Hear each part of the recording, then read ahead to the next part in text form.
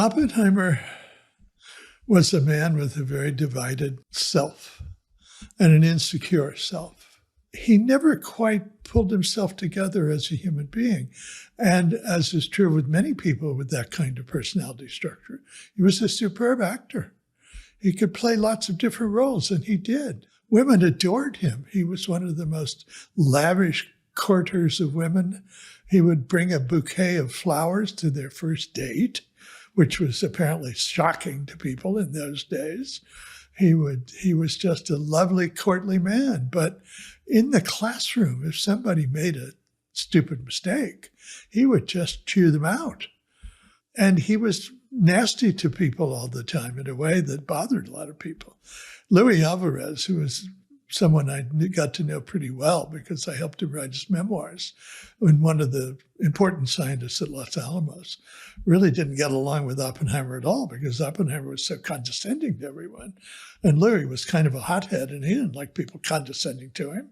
Oppenheimer never won a Nobel. Luis did, and so forth. So there was this layer of Oppenheimer being waspish all the time, which was his insecurity.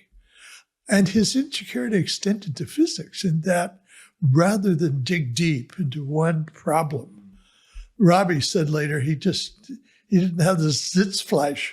He couldn't sit down and focus on one problem because he always wanted to be someone who always knew everything that was going on in physics.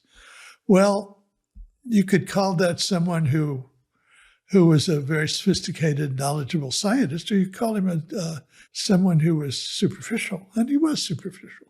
He knew broadly rather than deeply, if you will.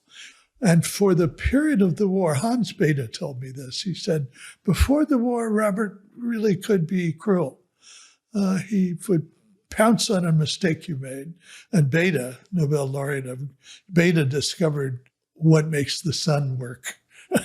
That's how important Bethe's work was and how significant.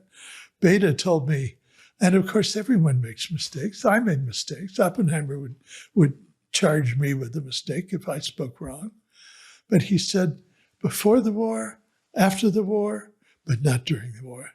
During the war, he was the superb, kind of wise lab director because, unlike most scientists, he was not only a physicist of high class, but he really was psychologically astute as a human being, as I think insecure people often are, because got to scope out what's going on. When the war was over, these were mostly graduate students or new PhDs who had been recruited for this program. The average age at Los Alamos was 27. Oppenheimer was an old guy. He was 39. Right? So these were young guys who'd been pulled out of their lives, pulled out of their careers. They wanted to get back to the university and do the work they had started out to do. And by and large, they did, and Los Alamos just emptied out.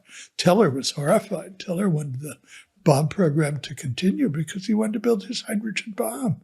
It was going to be his bid for history, just as Oppenheimer's bid for history was the fission bomb, if you will. Teller's was going to be the hydrogen bomb. You talked to Teller in writing the book, is that right? I did. What was his feelings when you talked to him about this?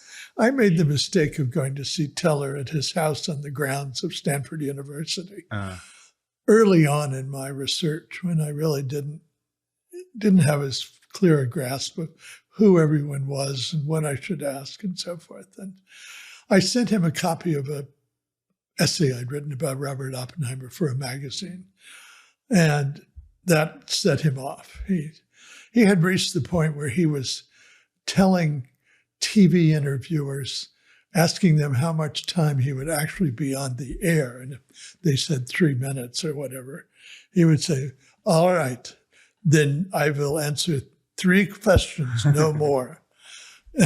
Trying to control, because he was convinced that everyone was cutting the story to make him look bad.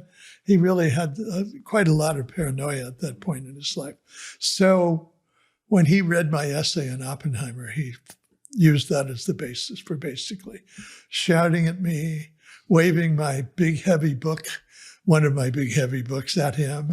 I remember thinking, oh my God, he's going to hit me with my book. Then I thought, wait a minute, this guy's 80 years old. I can take him. But he finally said, all right, I will answer 3 questions. And we sat down and I asked him one and he didn't give me an interesting answer. I asked him the second question and it was worth the whole interview. I said, was Robert Oppenheimer a good lab director?